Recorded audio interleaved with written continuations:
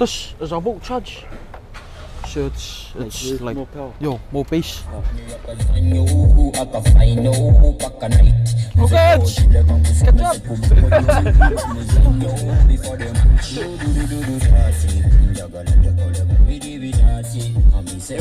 They record my my shoes here. It's the MX 187. No, that's 3G. Oh. You're gonna go like people for full belly. No, that's free. She shoot up walking milk. Thank you, Lord. That's what we're brought up with. As whom? You know? Our whom? It doesn't have to be flash for us. Like what we'll normally see. It's like that's just right. You know. Like I'll never change as a Palangi. I'd rather live like this than as a rich area. Yeah. Too much drama. Yeah. You know. They see other kids, they're not grateful for what they have.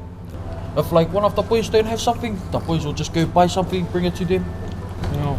Or like look out for each other. Because we don't know what it feels like to have nothing. That's why when someone has no money, the boys just, we don't hesitate. We just straight, oh yeah, we got you.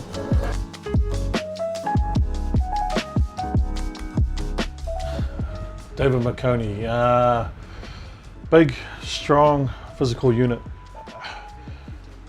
I think David is a product of your typical Pacific Island rugby player boy, where a boy of his size thinks that's all he needs to get him to play high level rugby.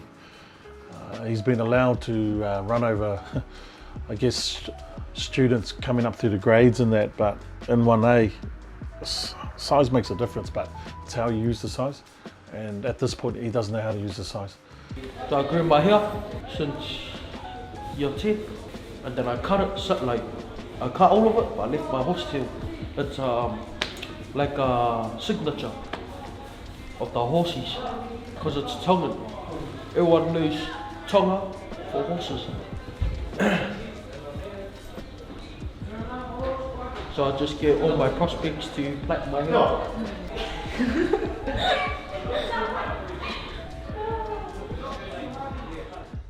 Pass both ways, carry the ball strong, do that, no problem at all. Biggest question is how long can he do it for? At the moment, 1A level, I give him 8 minutes at the most, and I'm being generous. The way he came into the program, and the only connection I had with David at the time was through emails from teachers. Not to me, but the emails that went to all staff. And these emails of students that obviously not the best or have done something, and these emails will say, please send David McConey down to Dean's office, down to Deputy Principal's office, and I'll have a picture of them. So I had a thinking that this guy's always one of the most wanted at Tongaro College. There's one thing he's going to learn quickly. He doesn't call the shots. You know, no one's bigger than the team. No one's bigger than the school. Thank you for coming. What I wanted to do was just to catch up with the family, because I'm announcing the team later on this afternoon. But first of all, what I want to say is congratulations. I mean, both your boys have made the first 15, which is awesome. It's very rare you get two brothers playing together in 1A.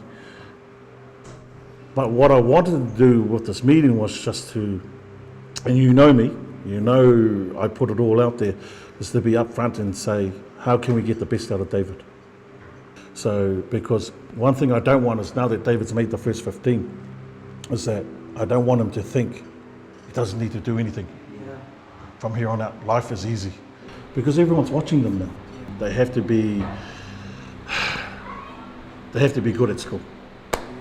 Because if David and several, if both the boys have issues at school, that is what we get at the training after school. I just want David to get fitter.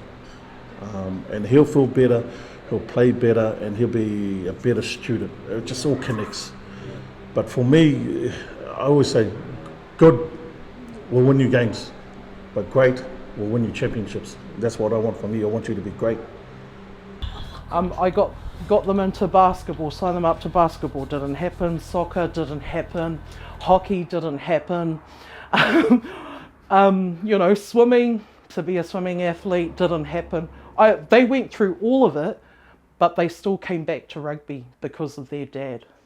If we have our hands on the hips or anything, he knows that it's not enough. That's why he keeps pushing. Yeah, because his ultimate dream was that one of us would like go past him in rugby, and that's why he always pushes us. And he got fired than he did. You know. And he played for Tonga, and then he got a contract for the police. And then that's when my mum met him. And they made this glorious, fine chocolate, dark forest human being. And then this guy came. I said to him, you know, because I thought, you know, I'm pushing this baby around in the pram, chasing after my boyfriend. I don't want to live this type of life. So I said to him, you either choose me and the baby or the ball. When I was young and I was getting bullied, he used to beat up the people higher, like way older than him. When he was year 9, his first day he already dropped the year 13. So that's like, so you're basically 13 years old taking on an 18, 19-year-old. My dad's always told him, one day someone small will give you a good shot. And what I always tell him, my advice as a brother, I said, Docs, you're pretty hard, but you're not bulletproof. Sorry about that, it's called beef. Look at, you know how we were talking about David? Yeah. Getting them in the middle of the pack, eh? Yeah, okay. The big boys. Yeah. So there's nowhere for them to hide. It's just who's got the mental toughness. Yeah, yeah. You know, who pushes through, doesn't take the Around 660, approximately around there. Just trying my best. Hope not to get tired too easily. What, you scared? You scared, G? Nah, but we get through it, you know. Just pray it up. There's 5 rounds to the 20, to the 40, to the 60, and back. That's 1. And we're doing it 5 times. 3, 2, 1. Go, boys! Yes. I just listen to my dad because my dad tells me fitness will make you a better player. You know? Like instead of like walking to the rocks, you know. And he says that like he wants to see like look on the field and see like me like running, keep on non-stop. Just gotta keep improving, grind hard. Let's go, David. Make the line, David. It's better than the last 3 years of rugby, because it was like after one run, then I would like be tired and then straight up, just stand up and walk. I mean, at the moment I can't argue, but I'm still hard on him. He only missed one training this morning. So for this guy that's never been asked to get to school to train for 7 o'clock in the morning, to be there 10 to 7, you know, he does it. He's been 98% there, and I don't think 5:23. they could get that attendance in the 25, classroom. 26, 27, 28, 29, 30, 10, 11, 12, 13, 14, 15. 6:15. I'm my brother. Let's go. I mean time, man. Under 7 minutes. I told you you'll do it. I told you you'll do it, big man. What did I tell you? I told you you can do it and you do it. Come on, my brother. What's up, man? That's it. That's the vibe right there. Yeah.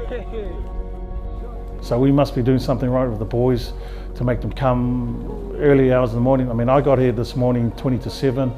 He was sitting outside the gym with a few other boys in the dark, you know, and I was like, oh, jeez. Thought it was Christmas.